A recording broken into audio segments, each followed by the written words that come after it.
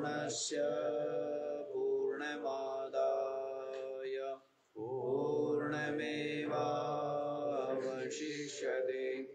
ॐ शान्ति शान्ति। ॐ सहना भवतु सहनौ भुनक्तु सह वीर्यं करवावहै तेजस्विनावधीतमस्तु मा विद्विषावहै। ॐ शान्ति शान्ति शान्ति।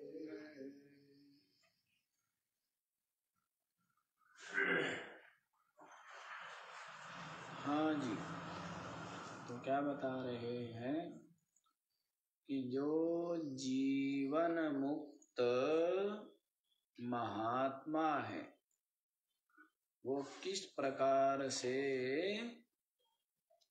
प्रारब्ध का क्षय करता है, शरीर आदि के प्रारब्ध का किस प्रकार से क्षय होता है और किस प्रकार से वो जगत में विराजमान रहता है, ये बता रहे हैं। कभी तो मूढ़ की तरह, कभी विद्वान की तरह,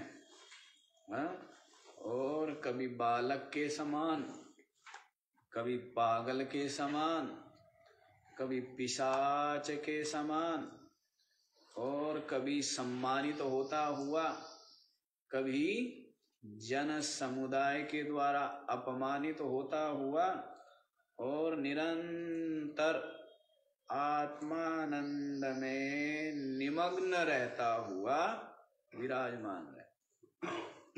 निरंतर क्या है? निरंतर बोधवान है ना, बोधवान है। क्या है? बोध है ना, बोध है, जगत का बोध है, शरीर का बोध है, चेतन का बोध है, कि मुझ चेतन आत्मा साक्षी से भिन्न सब दृश्य अनात्मा है, जड़ है, सबका सब नाशवान है और मिथ्या ही प्रतीत हो रहा। इस प्रकार से सुस्पष्ट बोध, सुस्पष्ट निश्चय, सुस्पष्ट अनुभूति जिसकी बनी है, तो वो क्या रहेगा? निरंतर आनंद में ही विराजमान रहेगा, निरंतर आनंद में विराजमान रहता है। तो ये बात बतला रहे हैं। आगे वाला श्लोक भी आप लोग देखिए, 544वां, पीछे तो बता ही दिया। निर्धनोऽपि सदा तुष्टो प्यसहायो महाबलः नित्यतृप्तोऽप्यभुञ्जानो प्यसमासमदर्शनः। निर्धनः अपि सदा तुष्टः अपि असहायः महाबलः नित्यतृप्तः अपि अभुञ्जानः अपि असमः समदर्शनः। निर्धनोऽपि सदा तुष्टः, सदा ही क्या है? सदा संतुष्ट। सदा क्या है? अब संतुष्टि कब आती है? जब संपन्नता होवे तभी व्यक्ति को थोड़ा बहुत संतोष का अनुभव होता है ना, है? थोड़ा बहुत। जब साधन सुविधा आवश्यकताओं की पूर्ति साधन संपन्नता हो तब क्या होता है? संतोष होता है कि हाँ है। सर्दी दूर करने के लिए कंबल है, भूख मिटाने के लिए भोजन है, प्यास बुझाने के लिए जल है ना? ऐसे क्या होता है? एक संतोष। रहने के लिए एक मकान है, छोटा है बड़ा है वो एक अलग विषय, लेकिन क्या होगा? रहने के लिए एक मकान, तो क्या होता है? एक संतोष। लेकिन ये क्या कह रहे हैं? निर्धनः अपि सदा तुष्टा। ये निर्धन है। क्या है? जिसके पास कुछ भी नहीं है, जिसके पास एक लंगोटी से के अलावा और कुछ भी नहीं है, तो उससे बड़ा निर्धन कौन होगा? लेकिन सदा तुष्टा, फिर भी क्या है? सदा संतुष्ट है?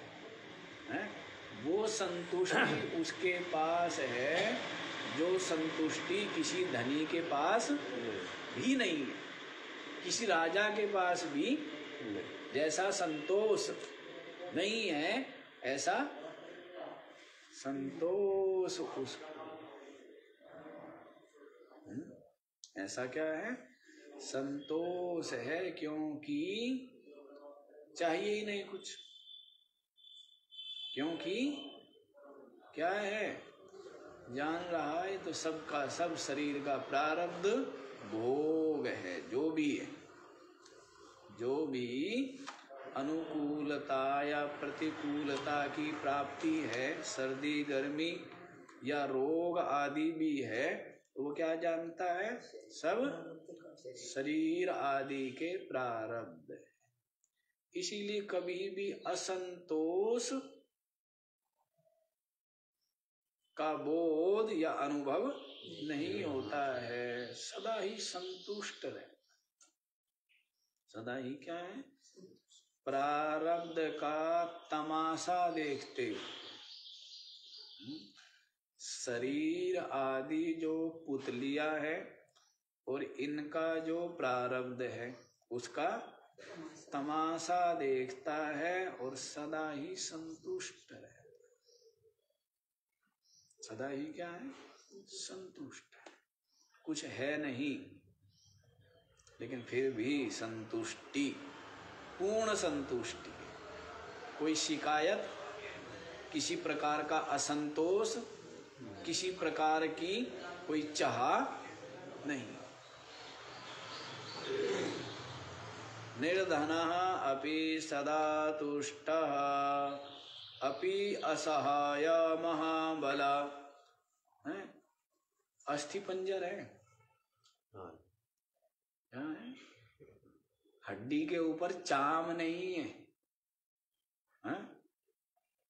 इतनी हड्डी हड्डी दिखता है कि हड्डी के ऊपर बिल्कुल भी मांस नहीं है। इतना निर्बल है शरीर से, लेकिन अपि महाबलः, फिर भी क्या है? सबसे बड़ा बलशाली है। सबसे अधिक बलशाली है। सबसे अधिक बलशाली क्यों है? जो किसी से भिड़े नहीं, लड़े नहीं, वो सदा ही जीतता है। वो हारता कब है? हारेगा कौन? एक पहलवान कहने लगा, एक पहलवान था बहुत तगड़ा, दूसरा एक व्यक्ति था, वो कहने लगा कि ये सबको हरा सकता है लेकिन मेरे को हरा नहीं सकता।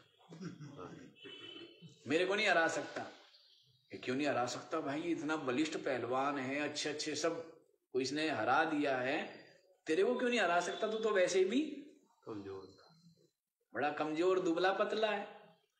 तो उसने कहा मुझे इसलिए नहीं हरा सकता क्योंकि मैं इसके साथ लड़ूंगा ही नहीं, भिड़ूंगा ही नहीं। हारने के लिए तो क्या करना पड़ेगा? कोई जबरदस्ती भी आपको गाली भी दे, हैं, पिटाई भी करे, तब भी आप यदि नहीं भिड़ोगे तो निराश होके जाना पड़ेगा ना। तो वैसे ही है। तो ये जब किसी से भिड़ता ही नहीं है, लड़ता नहीं है, शरीर में शक्ति नहीं, लेकिन फिर भी सबसे ज्यादा बलशाली है, क्योंकि इसके पास क्या बल है? इसके पास ज्ञान का बल है, इसके पास सहन शक्ति का बल है, सहन कर लेता है, सबसे बलशाली है ना।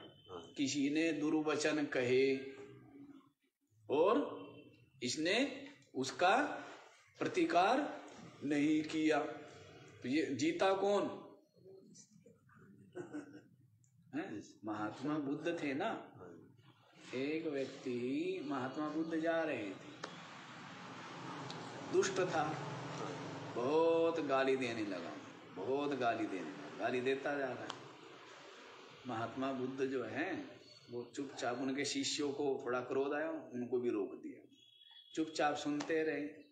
अब वो कब तक बोलेगा बेचारा, जब इधर से जवाब नहीं आ ही नहीं रहा है, इधर से प्रत्युत्तर नहीं, कोई प्रतिकार, कोई प्रतिरोध कुछ हो ही नहीं रहा है।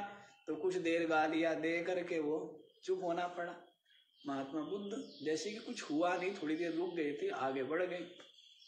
थोड़ी देर बाद उस व्यक्ति को बड़ा पश्चाताप हुआ कि कैसे महात्मा है कि मैंने इनको इतने अपशब्द कहे, दुर्वचन कहे, कटु वचन, गालियां दी, लेकिन उसके पश्चात भी किसी प्रकार का इन्होंने कोई प्रतिशोध नहीं किया। तो उसको बड़ा पश्चाताप हुआ, आ करके चरणों में लेट गया, क्षमा मांगने लगा है अपने अपराधों की। तो महात्मा बुद्ध कहने लगे क्या हुआ?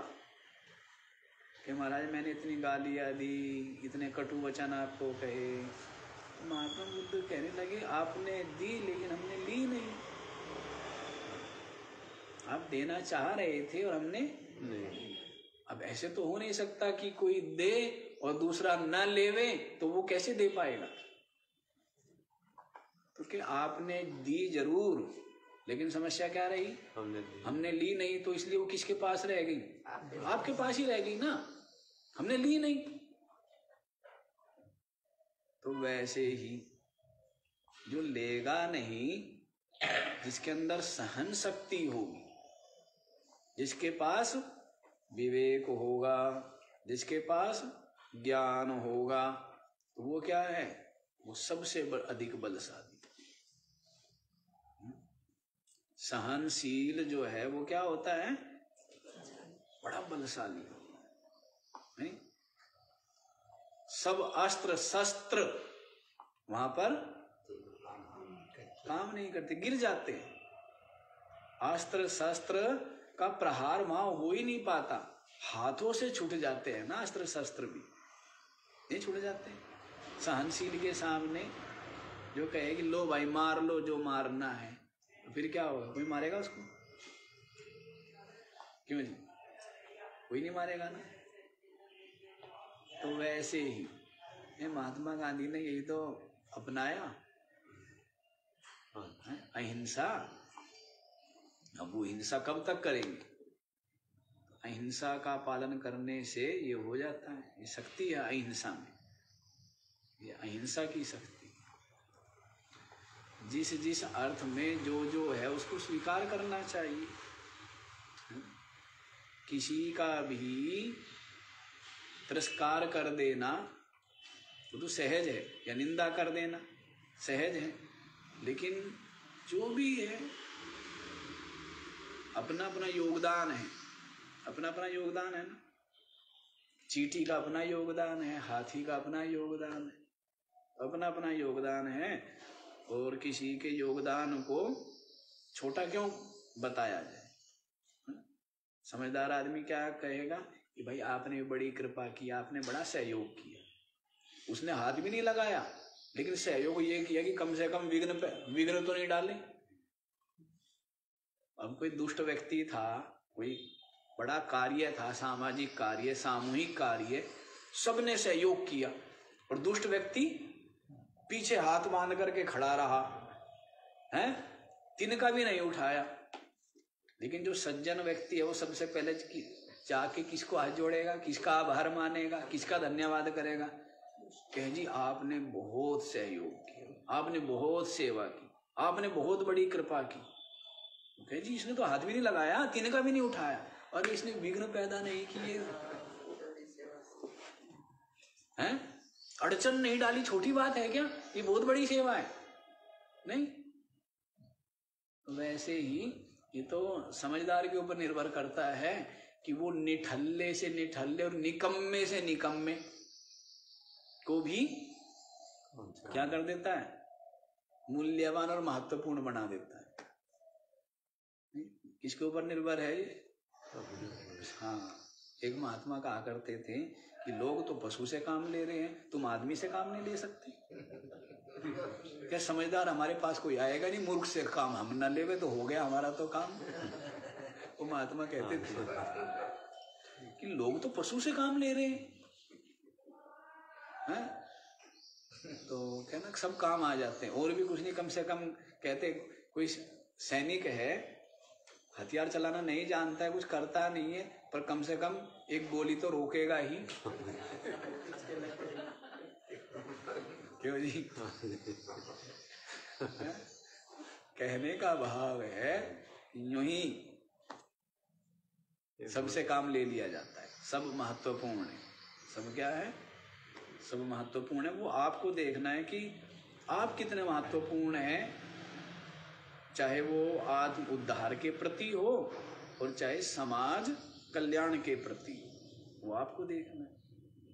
हाँ जी, तो यहीं पर आइए। अभी काम लेने में ज्यादा होशियार होता है। हाँ। संसार की तो उसको कहेंगे ये तो बैल का भी दूध निकाल लेगा। हाँ, यही बात है। और बैल तो दूध क्या, वैसे देखा जाए तो सब कुछ बैल ही देते हैं, खेती करते थे, कितना कुछ होता है। बात यही है। अपि असहाय महाबलः, शरीर से निर्बल दुर्बल है, लेकिन फिर भी क्या है? सबसे बलशाली है। तप का बल, ज्ञान का बल, सहन शक्ति का बल, भक्ति का बल, ये बल बड़े बड़े बलशाली हार जाते हैं इनके सामने, नहीं हार जाते। तप के बल के सामने, ज्ञान बल के सामने, सहन शक्ति बल, धैर्य का बल, संतोष का बल, त्याग का और तप का बल नहीं। कि बड़े बड़े राजा महाराजा, जो बड़े बड़े राजा महाराजाओं को युद्ध में जिन्होंने पराजित कर दिया, लेकिन त्याग तप के बल के सामने वो भी क्या हो गए? नहीं। तो ये बल है त्याग का, तप का, संयम का, साधना का, संतोष का, ज्ञान का, ये क्या है? और सारे जो बल है, इन बल के द्वारा ही ज्ञान प्राप्त होता है, ज्ञान का बल प्राप्त होता है। बोला है ना उपनिषद में, नायम आत्मा बलहीनेन लभ्यो। ये आत्मा जो है, जो बलहीन है, जिसके अंदर बल नहीं है ना, उसको प्राप्त नहीं होती, बलशाली को प्राप्त होती है। तो बल किसका बल चाहिए? लेकिन ज्ञान पाने से पहले क्या करना पड़ेगा? ज्ञान पाने के लिए बलशाली बनना पड़ेगा। तो क्या क्या बल हो? त्याग का बल, तप का बल, संयम का बल, संतोष का बल, ये सारे बल होंगे तो ही क्या बल मिलेगा? ज्ञान मिलेगा, विज्ञान ठहरेगा। नहीं तो रोज रोज वही स्थिति हो रही है कि आप अंजुली में भरते हैं और सारा रोज रोज भरते हैं, तो किस कारण से नहीं रुक पाता है? बल। मतलब बल किसके द्वारा क्षीण हो गया? राग के द्वारा, आसक्ति के द्वारा, मोह के द्वारा क्या हो गया? आपका बल क्षीण हो जाता है। भूल जाते हैं ना, क्योंकि वही भरा हुआ है। उसी कारण से आपका बल क्या हो गया? इसीलिए बहिर्मुखता बनी रहती है, अंतर्मुखता आ नहीं पाती है, क्योंकि आप निर्बल है, क्योंकि मोह लोभ स्वार्थ ने आपको, आपके चित्त को कमजोर बना दिया। मोहलोभ स्वार्थ ने क्या किया? तो बलिष्ठ होने के लिए क्या करना पड़ेगा? त्याग तप संयम। क्या करना पड़ेगा? त्याग तप संयम। तो इसके द्वारा क्या हो जाएंगे? आप बलिष्ठ होंगे। तब ये जो ज्ञान है, ये ज्ञान ठहर जाएगा, और ठहर जाएगा तो फिर ये आनंद मिलेगा। क्या आनंद मिलेगा? अपि असहाय महाबलः। शरीर आदि के रोगी होते हुए, अस्वस्थ होते हुए भी क्या है वो? महाबलशाली है। नित्य तृप्ता अपि अभुञ्जानः। और बिना खाते पीते हुए भी, बिना आहार ग्रहण करते हुए भी, बिना विषयों का सेवन करते हुए भी वो क्या है? अच्छा, आप एक बात बताओ, विषयों का सेवन करते हुए कोई तृप्त मिला है? नहीं। कोई आशा का कोई अंत नहीं है ना। जितना भी विषय उसको मिल जाए तो उसको क्या लगता है? कम है। और है ना। तृप्त कौन होगा? अभुञ्जानः, नित्य तृप्त। क्या बोल रहे हैं? बिना भोजन करते हुए, बिना भोग करते हुए भी जो क्या है? नित्य। आहार आदि ग्रहण नहीं कर रहा है लेकिन तृप्त है। किसके कारण तृप्त है? ज्ञान के द्वारा। इसके द्वारा तृप्ति आती है, ज्ञान से ही तो। अभी के अभी निर्धन बन जाओ, अभी के अभी धनी बन जाओ। महात्मा के पास लोग आते हैं निर्धन, और जैसे ही थोड़ी देर महात्मा के पास बैठते तो वैसे ही क्या हो जाते हैं? नहीं, महात्माओं के पास कौन आते हैं? लोग कंगाल आते हैं ना। नहीं, ये नहीं, ये नहीं, ये नहीं हुआ, वो नहीं हुआ है। कितना दुर्भाग्यशाली हूं मैं, है? सब काम लटके पड़े हैं, मैं बड़ा असहाय हूँ, निर्धन हूँ, गरीब हूँ। और जैसे ही महात्मा के पास बैठेगा वैसे ही क्या हो जाएगा? अरे यदि तू, तेरा शरीर स्वस्थ है तो बड़ी बात है भाई। यदि तेरे अंदर सद्गुण है तो, यदि तू नशे से बचा हुआ है तो बड़ा संपन्न है। नहीं तो थोड़ी देर में महात्मा क्या बना देंगे? हाँ, थोड़ी देर में ही महात्मा जो है ना, उसको खाक पति को क्या बना देते हैं? अरबपति बना देते हैं। नहीं बना देते हैं? लक्ष्मीपति बना देते हैं। क्या अरबपति वरबपति क्या होता है? क्या बना देते हैं? लक्ष्मीपति कौन है? नारायण। और नारायण माने जो ब्रह्म परमात्मा। तो क्या बना देते हैं महात्मा? क्यों जी? निर्धन को, गरीब को क्या बना देते हैं?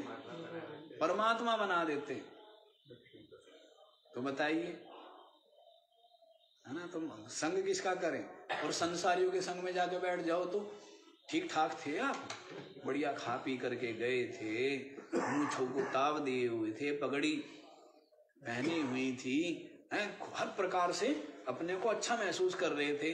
लेकिन वहां 2 4 10 लोग आपसे धनी मिल गए और बातें चीते हुई, आप क्या होंगे? हम तो कुछ भी नहीं भाई, है? मेरे से बढ़िया, ज्यादा बढ़िया कपड़े उनके उसने पहने हुए हैं, मेरे से ज्यादा बढ़िया जूते उसके हैं, मेरे से बड़ी फैक्ट्री उसकी है। ये हो जाएगा ना। और महिलाओं का होगा तो मेरे से अच्छा पर्स उसका है, मेरे से अच्छी साड़ी उसकी है? ये हो जाएगा नहीं हो जाएगा? तो वहां जाते ही क्या बन गए? और फिर महात्मा के पास आके निराश उदास होकर के मरूंगा, जीने का कोई लाभ नहीं है, जीने का कोई अर्थ नहीं है। महात्मा के पास आगे महात्मा थोड़ी देर में क्या बना देते? अरे भाई तेरे पास वस्त्र है, ऐसे भी लोग हैं जिनके पास वस्त्र नहीं है, शरीर ढकने को चिथड़ा भी नहीं है, हैं, तेरे पास भरपेट भोजन, थका हुआ है तू। ऐसे भी लोग हैं जो हैं भूख से प्राण निकल रहे हैं। तेरे पास जूते हैं, लोगों के पास पहनने के लिए जूते भी नहीं है। थोड़ी देर में क्या बना देते हैं, नहीं उस कहता है कि मैं तो बहुत संपन्न हूं। तो ये सब काम क्या है, ये महात्मा लोग जो है यूं कर देते हैं, निर्धन को धनी बना देते हैं। क्यों धनी बना देते हैं? क्योंकि स्वयं सेठ है ना। जो सेठ है वो दूसरों को क्या बनाएगा, वही तो सेठ बनाएगा ना। क्यों जी, गरीब के पास जाओगे तो क्या बना देगा? आप जाते किसके पास हो? गरीबों के पास, तो गरीब बनाएंगे संसारी। तो महात्मा के पास आओगे तो क्या बना देंगे? सेठ बना देंगे ना। वो भोला बाबा की छंदावली में आया था ना कि धन किस लिए है चाहता तू आप माला माल है, सिक्के सभी जिससे बने तू वह महाटकसाल है।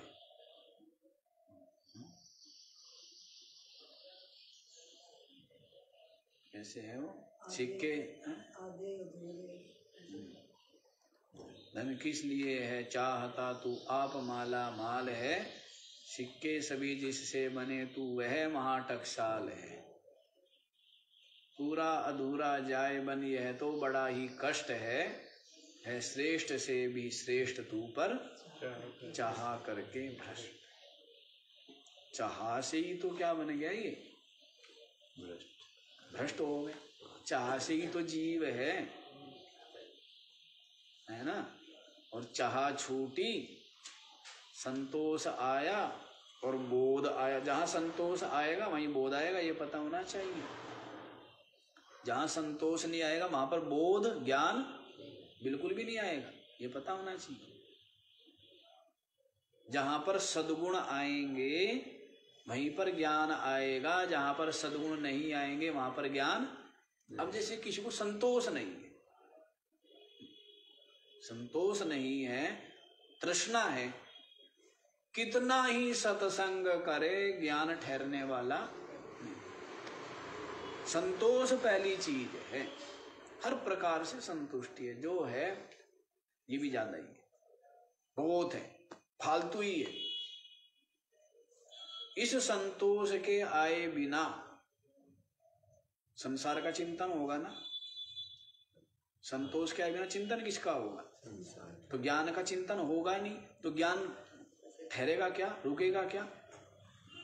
इसलिए पहली चीज है संतोष। ये तो सबसे पहली चीज है, संतोष तो सबसे पहली चीज है। संतोष आएगा तो धीरे धीरे ज्ञान आ जाए और ठहर जाए, है ना। देखो नित्य तृप्ता अभुंजाना, न खाते हुए भी क्या है, नित्य ही तृप्त है, छका हुआ है। क्या है? छका हुआ है, ज्ञान के द्वारा छका हुआ है। ज्ञान जिसके पास है ना उसके पास सब कुछ है, और ज्ञान जिसके पास नहीं है ना, सब कुछ होते हुए भी उसके पास नहीं। बताया ना अभी आपको कि महात्मा के पास आता है, थोड़ा सा उसको ज्ञान, थोड़ा सा विवेक मिलता है तो अपने आप को अनुभव करता है ना। और संसार में ज्ञान मिलता नहीं तो तुरंत अपने आप को कंगाल, दुखी, भाग्यहीन अनुभव करता है। तो सारा जो सामर्थ्य है किसमें? हर प्रकार से ज्ञान, क्योंकि ज्ञान है कर्म का भोग। सुख आया ये भी कर्म का भोग, दुख आया ये भी कर्म का भोग, खीर आई ये भी कर्म का भोग। और खीर नहीं, चने भी नहीं मिले, चबाने के लिए चने भी नहीं मिले तो भी क्या है, पीने के लिए दूध मिला, और प्यास लगी है पानी भी नहीं मिला ये भी क्या है? उसके पास ऐसा बोध है, ज्ञान है कि ये सब क्या है? प्रारब्ध का भोग है। किसका भोग है? इसलिए निरंतर क्या बना रहता है? शांत बना रहता है। तो ज्ञानी से ज्यादा संपन्न कोई है क्या? और अज्ञानी के बराबर निर्धन कोई है क्या? क्यों जी? ज्ञान से जो संपन्न है वो सदा संपन्न है, हर स्थिति में संपन्न। इसी को कहा है अभुंजानः नित्य तृप्ता, बिना आहार ग्रहण किए भी जो क्या है? नित्य। अपि असमः समदर्शनः, और क्या है जी? जो विषमता दिख रही है, दिख क्या रहा है? इस जगत में शरीर अलग अलग, इंद्रिया अलग अलग, स्वभाव अलग अलग, पेड़ पौधों की जातियां अलग अलग, कोई ठोस तो कोई द्रव, कोई गैस है, कोई कोमल तो कोई कठोर, कोई मीठा तो कोई खट्टा है। क्या है? दिखता क्या है? विषमता। लेकिन समदर्शनः, उन सब में क्या है? समदर्शन करता है, आत्मदर्शन करता है, ब्रह्म दर्शन। सबका सब उसके लिए क्या है? सब में ये देखता है कि सब दृश्य है, सब जड़ है, सब अनात्मा है, और मैं साक्षी चित और अद्वैत हूं, दूसरा नहीं है। मैं क्या हूं? अद्वैत हूं। द्वैत मुझ में मेरी कल्पना है। द्वैत क्या है? ये द्वैत दृश्य मुझ में मेरी कल्पना, ये द्वैत। और मैं समेट लेता हूं जब चाहता हूं, सुसुप्ति में ही समेट लेता हूं। ये जो फैलाया हुआ संसार है ना, इसको क्या करता हूं मैं? समेट करके और आनंद से सोता हूं। क्योंकि किसके ऊपर बना हुआ है? मन के ऊपर बना हुआ है। किसके ऊपर टिका हुआ है? सारा संसार, सारा जगत किसके ऊपर टिका हुआ है? मन बुद्धि पर टिका हुआ है ना। सारा का सारा जगत किसमें बना है? बनाया भी किसने है? अंतःकरण ने बनाया। किस पर बनाया? अंतःकरण पर बनाया। इसलिए जो बना है वो भी क्या है? वो भी अंतःकरण ही है। वो भी क्या है? दीवार है ना। दीवार पर बन गया तो क्या बना है? जो शेर बना है वो शेर है या दीवार है? हाँ जी, दीवार है। कागज पर जो आग बनी है वो आग है या कागज है ना। तो वैसे ही अंतःकरण पर बना है, अंतःकरण ही बना है, और बनाने वाला भी कौन है? और जो ब्रह्म है वो क्या है? अकर्ता है, सत्ता स्वरूप है। ये मन ने किससे लिया? शक्ति, सामर्थ्य, सत्ता अपनी आत्मा से। हमने अपना नौकर रख दिया। क्या किया हमने? क्या किया? अपना नौकर बना लिया। प्रकट कर लेते हैं ना हम तो अपनी सेवा के लिए। क्या किया? सब कुछ तो आप ही करते हो। बैठे हुए थे, आपने कहा खेलते हैं, खेलने लग गए हैं। और समस्या ये हो गई, गए थे खेलने और खेलते खेलते भूल गए, और फिर क्या हो गए? गए थे खेलने आनंद लेने के लिए, लेकिन हार जीत में उलझ गए हैं? विरोधी और विपक्षी में उलझ गए। बस इतनी सी बात है। ज्ञान क्या है? कुछ भी नहीं है। ज्ञान भी कुछ है? ज्ञान तो कुछ भी नहीं। समझ गए कि भाई क्या है, क्यों लजना, और इसमें उलझने से कुछ मिल गए। यहाँ लोग लड़ते रहे है ना, राजा लड़ते रहे दूसरे देश पर कब्जा करने के लिए, दूसरों का धन छीनने के लिए, सोना चांदी छीनने के लिए। वो सोना चांदी यहीं पड़ा हुआ है, वे पता नहीं कहाँ चले गए हैं। जो लड़ रहे थे ना धरती के लिए, हैं, पेड़ पौधों के लिए, फल फूल के लिए लड़ रहे थे ना, नदी नालों के लिए, वे पता नहीं कहाँ चले गए हैं। तो कुछ ले गए हो, हैं, कुछ सदा के लिए कुछ कर गए हो कि हाँ बस आ भी रहे हम, अभी जाते और बस वापस लौटते हैं और फिर अपने को यूं ही संभालेंगे। ऐसा भी कुछ नहीं, पड़े है खंडर। तो कहने का भाव है ये केवल मूढ़ता ही तो है और कुछ भी नहीं है। मूढ़ता ही है, कोई कुछ भी चले गए, सब यहीं पड़ा है। तो ये सब स्वयं का ही किया, सारा का सारा स्वयं का किया, ये मन ही बन जाता है। और सुसुप्ति में क्या हो जाता है, ये मन आपका अंतःकरण, तो फिर आपका सारा संसार कहाँ है। सुप्त पुरुष के लिए लोक है क्या, परलोक है क्या, जगत है क्या, शरीर है क्या, इंद्रिया है क्या, मन है क्या, कुछ भी है क्या? एक परमात्मा के अलावा कुछ नहीं रहता है सुसुप्ति में। बस साथ में एक अज्ञान रहता है, परमात्मा को जानता नहीं। ये तो सुसुप्ति जो है वो क्या है, समाधि के बहुत नजदीक अवस्था है। इसलिए भजन करने बैठता है और क्या आ जाती है, क्यों जी?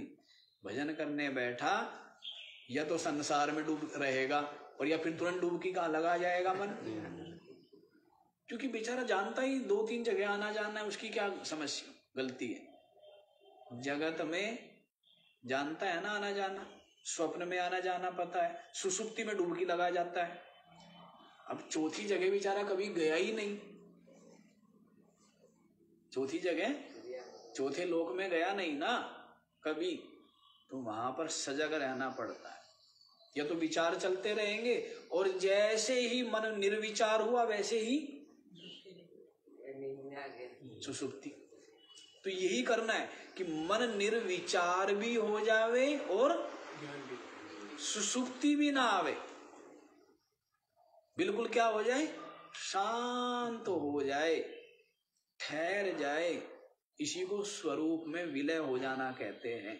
तब क्या रह जाता है, चिन्ह मात्र रह जाता है। क्या रह जाता है, वही चेतन है, वही आत्मा है, वही ब्रह्म है, वही परमात्मा। मन निर्विचार हो गया, कोई विचार नहीं है, शरीर का, इंद्रियों का, प्राण का, मन बुद्धि का कोई विचार नहीं रहा और सुसुप्ति में भी नहीं गया।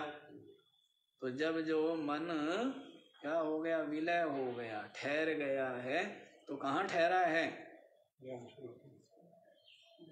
चिन्ह मात्र। तो वही सच्चिदानंद ब्रह्म, यही बोध है, यही परमात्मा अनुभूति, यही क्या है बताओ, परमात्मा अनुभूति हो जाती है।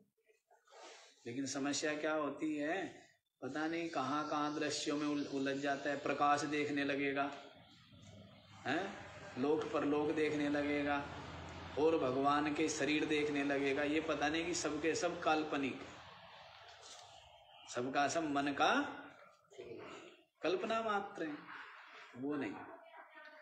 मन की सारी कल्पनाएं शांत हो गई है और मन अज्ञान में डूबा भी नहीं है। मन ज्ञान में ठहर गया है, यही समाधि है। यही क्या है, और ये समाधि बिना इस आत्मज्ञान के होती नहीं है। ये जो समाधि है बिना आत्मज्ञान के होती नहीं है। तो ये सब महिमा तो ज्ञान की है। हाँ जी, तो कहते हैं असमः समदर्शना। विषम ये सारा का सारा जो द्वैत दृश्य है, इसमें क्या देखता है? जो सम का, एक आत्मा का, ब्रह्म का ही दर्शन करता है। ये क्या हो गया? असम में सम का दर्शन। असम का मतलब ये मत समझ लेना असम देश, असम राज्य है ना, हाँ, तो ये मत समझ लेना। असम माने यहाँ पर विषम से अभिप्राय, भेद भिन्नता से अभिप्राय। जो द्वैत में अद्वैत को देखता है, द्वैत में अद्वैत को देखता है। एक धरती, धरती कितनी है अभी जिस पर आप रह रहे? एक। लेकिन यहाँ पर द्वैत, ये मेरा मकान, ये उसका मकान, ये उसका मकान, ये उसका मकान, ये सब द्वैत। लेकिन जो समझदार है वो क्या जानता है? द्वैत में अद्वैत को देखता है। इतने घड़े हैं, सारे घड़ों में मिट्टी एक। इतने आभूषण है, सारे आभूषणों में सोना एक। इतने अस्त्र शस्त्र है, सब में लोहा एक। नहीं, ऐसा द्वैत में अद्वैत को देखना। इतने शरीर है, सब में चेतन एक, और सब शरीरों में वही 5 तत्व। तो ये क्या हो गया? भेद में अभेद दर्शन, द्वैत में अद्वैत दर्शन, अनेक में एक का दर्शन, एक में अनेक का दर्शन। मिट्टी में घड़ों का दर्शन, घड़ा, हांडी, सकोरा, करवा है। करवा आप लोग तो जानते भी नहीं होंगे। करवा, करवा भी जानते हो? कल हमने जो है करवा देखा वहाँ बगीचे में, और करवा देखा भी हमने बहुत लंबे समय बाद, 20, 25, 30 साल बाद देखा है। हम लोग त्योहार में लेके आते। अच्छा, करवा, वो करवा दूसरा है। ये क्या टूटी वाला करवा वहाँ देखा? टूटी वाला करवा ना? नहीं, ये होता था इधर पहले से, पहले होता था। हाँ, जब छोटे थे हम जब था। अच्छा, अब हमने भी 20-25 सालों बाद देखा वहां पर, तो वही और उसी से ही सबको जल परोसा जा रहा। हाँ, उसमें टूटी होती, मिट्टी का होता है, और उसमें वो लगा रहता है ऊपर आगे टूटी, से पानी पिलाते। हाँ, पहले तो वही होता था, खेतों में जाता था। हाँ, वो तो होता था गंगा सागर की तरह। जैसे वो गंगा सागर तो होता है तांबे का, और ये मिट्टी का जो होता है वही, उसी को करवा बोलते हैं। अरे जानते होंगे माँ, ये भी करवा, करवा चौथ करते हैं ना ये लोग। वो तो बना रखा है इन्होंने करवा चौथ। वो दूसरा है जी। अच्छा, अच्छा, होती है, होती हो गया। अच्छा जी, करवे के ऊपर अब PhD हो जाएगी। तो जितने भी मिट्टी के पात्र हैं सब एक मिट्टी से बने हैं ना, तो एक में क्या देख रहे हैं? अनेक देख रहे हैं। लेकिन जो विवेकी है वो क्या करेगा? उन अनेकों में भी देखेगा कि मिट्टी एक ही मिट्टी है। तो यही है अद्वैत में, द्वैत में अद्वैत का दर्शन। यही क्या है? यही है नाशवान में अविनाशी का दर्शन, है ना? यही क्या है? शरीर में अशरीरी का दर्शन। शरीरों में क्या है? शरीर को देखते हैं ना, लेकिन जिसके पास ज्ञान का चश्मा है वो किसको देखता है? अशरीरी को देखता है। शरीर में किसको देखता है? अशरीरी जो चेतन तत्व है उसको देखता है। अच्छा जी, ये हो गया। आगे वाला देखिए 545। अपि कुर्वन्न कुर्वाणस् च भोक्ता फल भोग्यपि शरीर्यप्यशरीर्येषा परिच्छिन्नोऽपि सर्वगा। अपि कुर्वन् अकुर्वाणः च अभोक्ता फलभोगी अपि शरीरी अपि अशरीरी एषः परिच्छिन्नः अपि सर्वगः कुर्वन्नपि अकुर्वाण, कर्म करते हुए भी क्या है? अकुर्वाण, अकर्ता, कुछ नहीं किया। शरीर के द्वारा क्या हो रहे? कर्म हो रहे। सुबह से लगे हुए हैं गुरुजी, सुबह से क्या कर रहे हैं? सुबह से और संध्या हो, और क्या कर रहे हैं? लगे हुए बगीचे में कर्म काम कर रहे हैं। कटाई, छटाई, निराई, गुड़ाई, और फिर क्या कहते हैं कि मैंने कुछ भी क्या गुरुजी आपने इतना काम किया, आप तो सुबह से लगे हुए हैं, कितना करते हैं आप। तो क्या गुरुजी से पूछो तो गुरुजी क्या कहते हैं? कुर्वन्नपि अकुर्वाणः, मैं आत्मा शरीर आदि के कर्म करते हुए भी क्या हूं? अकर्ता। शरीर आदि के कर्म करते हुए भी अकर्ता हूं।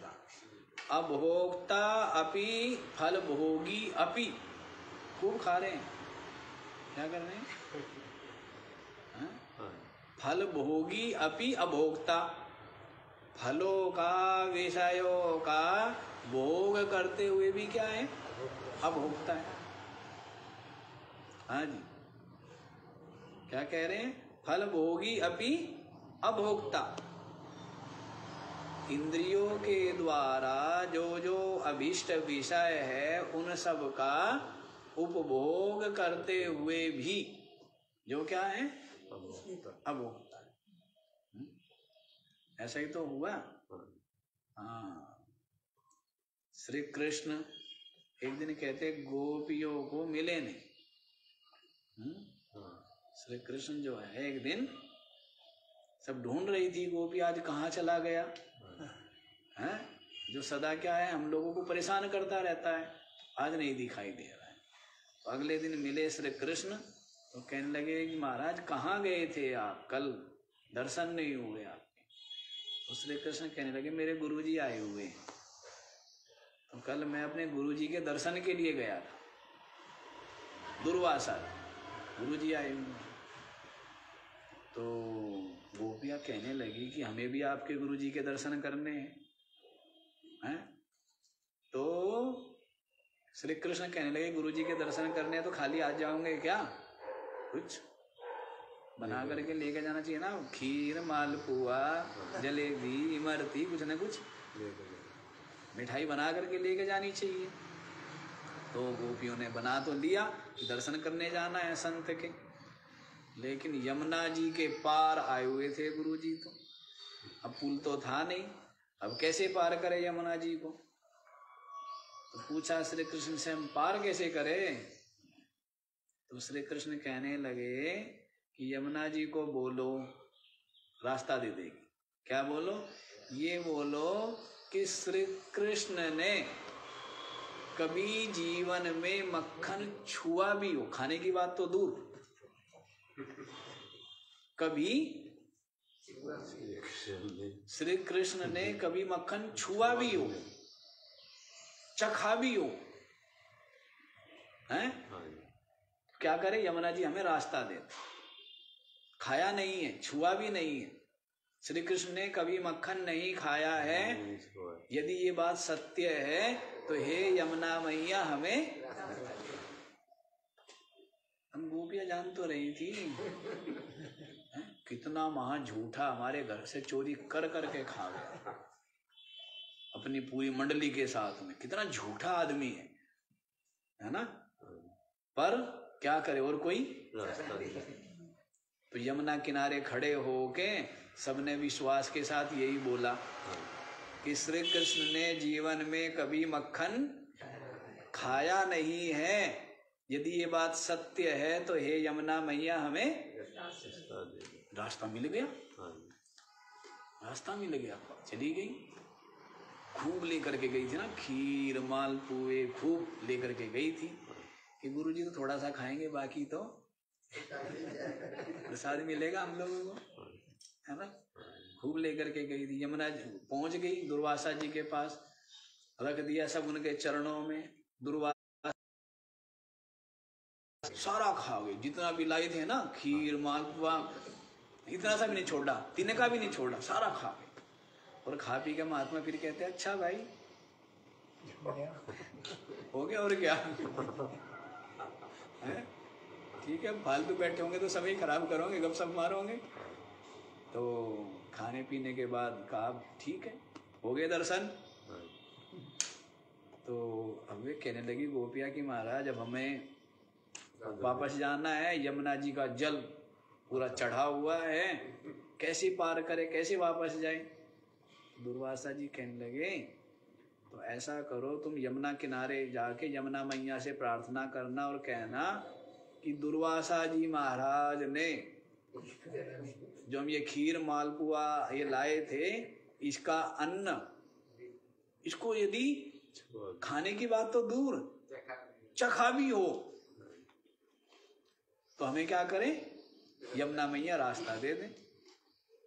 अब वो समझ तो गई कि ये झूठा क्यों था श्री कृष्ण, जिसका गुरु झूठा तो चेला तो समझ तो गई कि देखो हमारे सामने सामने इतना खा गया कुंटलों भर है, और कह क्या रहा है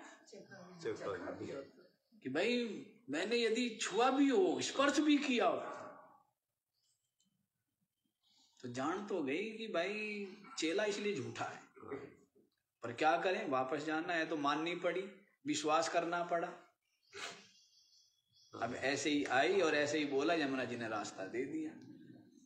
अब गोपिया मर्म नहीं समझी ना, और फिर ये भी तो सोचती कि यमुना जी भी झूठी, ये भी झूठों का ही साथ दे रही तभी तो रास्ता देती है। सच बात बोलो तो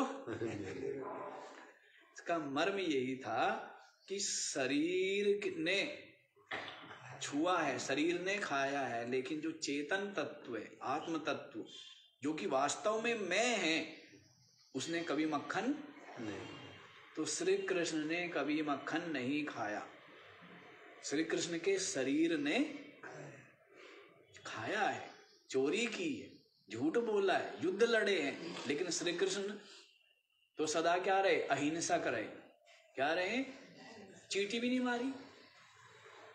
श्री कृष्ण ने चींटी मारी क्या, चींटी भी नहीं मारी, कोई पाप ही नहीं लगा, उन्होंने किसी को नहीं मारा, क्योंकि वो जानते हैं कि मैं तो क्या हूं, मैं तो आत्मा हूं, है ना। और आत्मा अकर्ता है, अभोक्ता है। तो इस कारण से इतने जीवों को मार करके भी उनको कोई पाप नहीं लगा। दुर्वासा जी ने खाया, तो दुर्वासा जी के शरीर ने खाया, इंद्रियों ने खाया, अंतःकरण ने उसका जो स्वाद सुख दुख है वो अनुभव किया, लेकिन आत्मा तो अभोक्ता है। तो दुर्वासा जी ने, और दुर्वासा जी का आत्म भाव किस में है, शरीर में या अपनी आत्मा में? इसलिए दुर्वासा जी ने इतना सब कुछ खा करके भी कुछ नहीं खाया, और श्री कृष्ण ने इतना कुंटलों मक्खन खा करके भी मक्खन छुआ भी। तो उसी बात को कहते हैं फल भोगी अपि अभोगता है।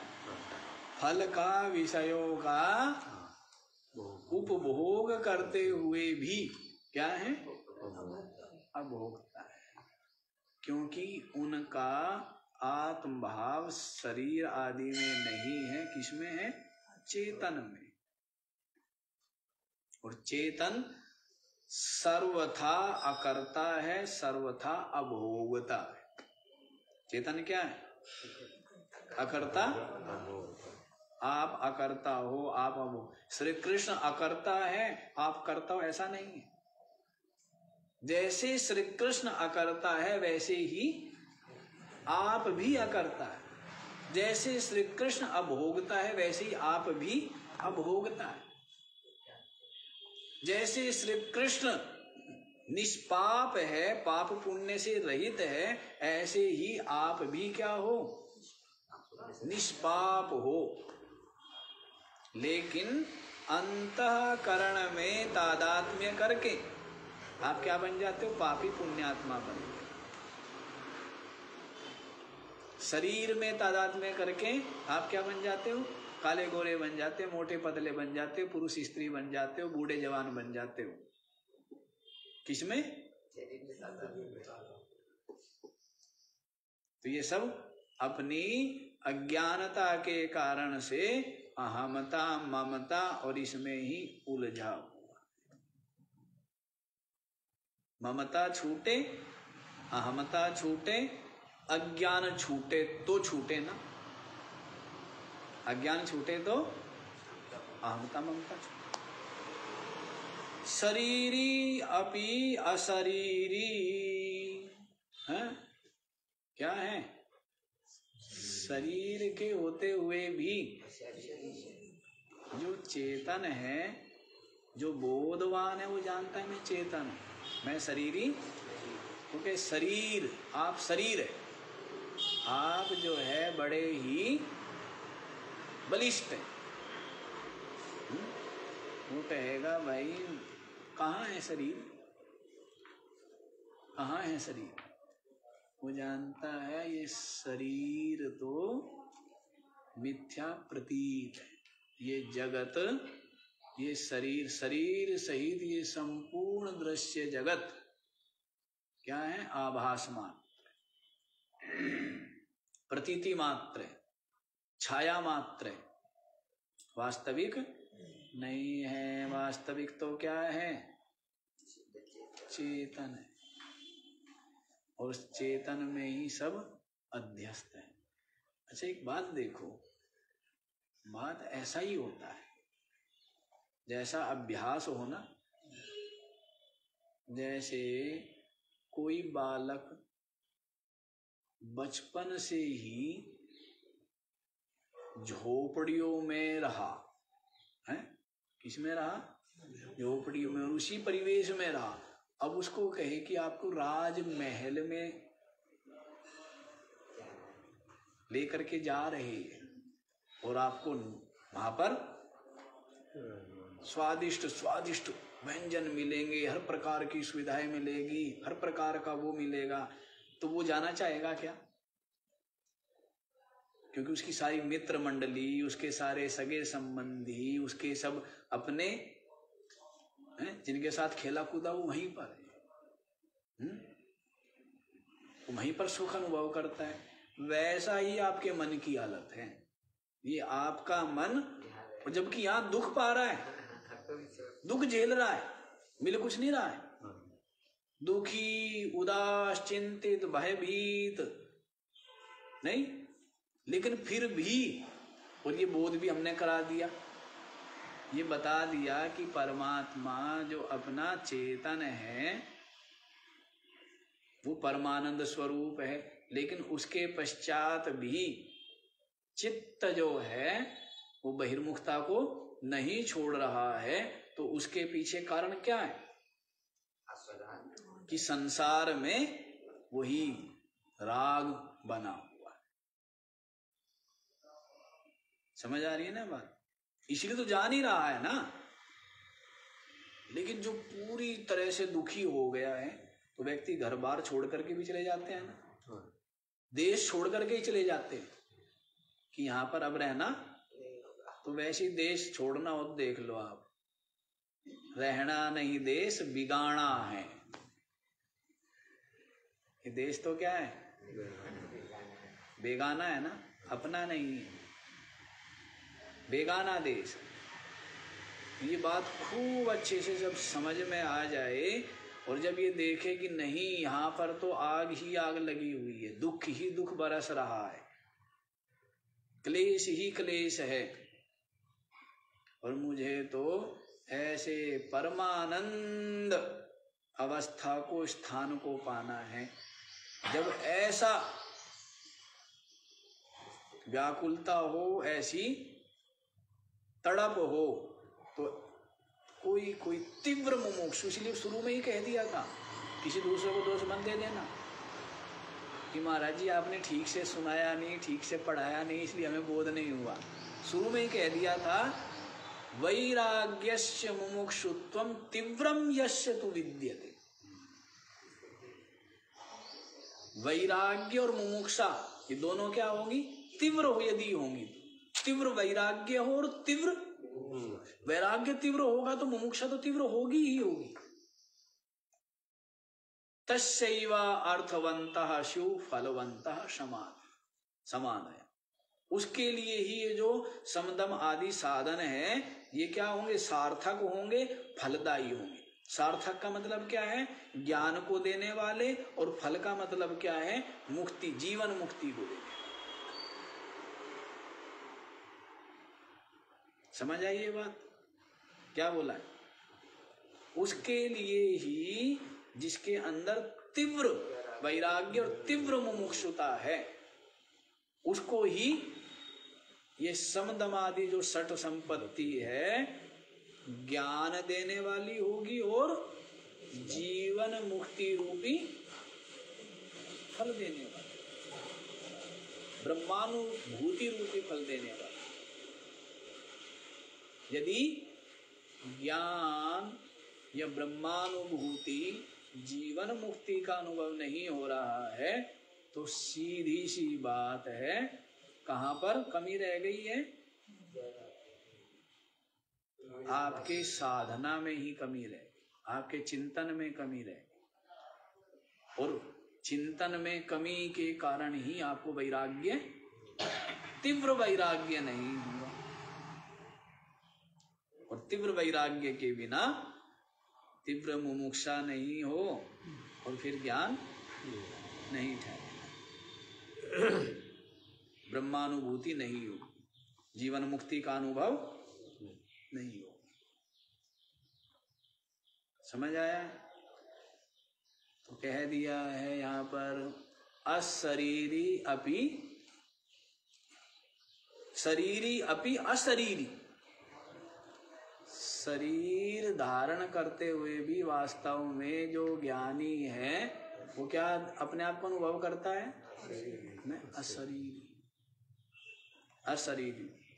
एषः परिच्छिन्नः अपि सर्वगा, शरीर इंद्रिया अंतःकरण के द्वारा क्या भासता है? परिच्छिन्न लगता है, सीमित लगता है, लेकिन है वास्तव में क्या? वो व्यापक है। शरीर आदि के कारण से क्या लग रहा है? शरीर आदि उपाधि के कारण से वो ज्ञानी क्या लगता है?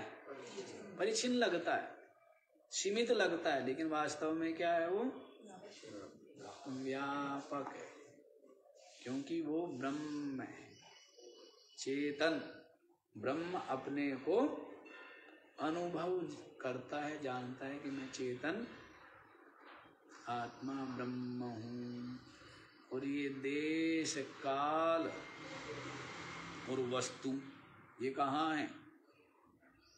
अंतःकरण में। कहाँ पर है? जब आप सो जाते हो कोई देश होता है क्या? कोई काल होता है क्या? कुछ वस्तु होती है क्या? क्या होता है? जिस देश को हम इतना महत्व दे रहे, देश कितना महत्व देते हैं, ये देश वो देश, ये देश परलोक, ये लोक परलोक, इतना विशाल आकाश है, असंख्य ब्रह्मांड, अनंत आकाश गंगाएं, कितना महत्व दे रहे ना हम देश को। लेकिन ये देश है क्या? देश है ही नहीं। सुसुप्ति में आप होते हैं तो देश कहाँ है? ये बेचारे देश, ये काल, जो काल सबको खा गया, सारे देशों को जो काल खा गया है, सारी वस्तुओं को जो काल खा जाता है, ये काल को सबसे बड़ी बलि बताया है ना, काल। लेकिन ये जो काल है, ये काल बेचारा सुसुप्ति में ही नहीं है, समाधि में तो काल भी कल्पित है। जैसे देश कल्पित है, जैसे वस्तु कल्पित है, ऐसी काल भी कल्पित। सब किसके आश्रित है? मन के आश्रित। कहाँ टिके हुए हैं? जैसे मकान आपका प्लाट पर रहता है ना, जमीन के ऊपर, वैसे ही ये जो देश काल वस्तु है ये कहाँ टिके हुए हैं? मन के ऊपर टिके। और ये मन जो सब कहना हैरान किए हुए है, ये मन वास्तव में है ही नहीं। जो मन समस्त व्यवहार का संवाहक है, सारा व्यवहार किसके द्वारा हो रहा है? देखना, सुनना, बोलना, चलना, आना, जाना, मोटा पतला, सब कुछ, सुंदर सुंदर, रोगी स्वस्थ, सुखी दुखी, कर्ता भोक्ता, ज्ञानी अज्ञानी, सब है ना। अंतःकरण पर मन कहो, बुद्धि कहो, अंतःकरण कहो, ये वास्तव में ये है ही नहीं। तो बिना हुआ भूत डरा रहा है। जो भूत बिना हुआ ही भूत ने क्या किया हुआ है? डरा रहा है ना। वैसे ही मन हुआ ही। बिना हुआ सांप, जो रस्सी में सांप दिखने लग गया, वो कभी हुआ क्या? बिना हुआ सांप मृत्यु का कारण बन जाता है, क्यों जी? डर के, सांप से डर के गिर गए 10 मंजिल से, पड़ी थी रस्सी, हैं? तो बिना हुए सांप ने मार दिया ना। तो बिना हुआ मन और बिना हुआ जगत, बिना हुआ जगत और सब की दुर्गति हो रही है अज्ञानता के कारण से। और ज्ञानी के लिए क्या है? एक जगत नहीं, 1000 जगत भी होवे तो भी कोई समस्या, क्योंकि वो जानता है कि सब मुझ में बुदबुदे, मुझ में ऐसे ही अनंत आकाश, अनंत जगत बनते रहते हैं और विलय होते रहते हैं। और रोज मैं स्वप्न में ही अनुभव करता रहता हूँ। रोज क्या कर रहा हूँ? देखो, स्वप्न की आवश्यकता नहीं थी, लेकिन स्वप्न इसीलिए बना है। स्वप्न के बिना जगत को मिथ्या सिद्ध करना हो ही ना पाता, और सुसुप्ति के बिना समाधि सिद्ध कर पाना मुश्किल होता। तो स्वप्न दृष्टांत बनता है जगत के मिथ्यात्व में, है ना। और सुसुप्ति दृष्टांत बनती है समाधि में, तुरीयावस्था। तो ये बात आप देख लीजिए, ज्ञानी इस प्रकार से रहता है। ज्ञानी क्या है? ऐसा रहता है, शरीर आदि के द्वारा कर्म करते हुए भी अकर्ता, शरीर इंद्रिय आदि के द्वारा आहार ग्रहण करते हुए भी अभोगता, शरीर आदि होते हुए भी वास्तव में अशरीरी, और परिचिन्न लगते हुए भी वास्तव में व्यापक रूप से अपने को अनुभव करता है, जीवन मुक्त महात्मा। समझ आ गया? तो आज इतना ही, बाकी कल देखेंगे। ओ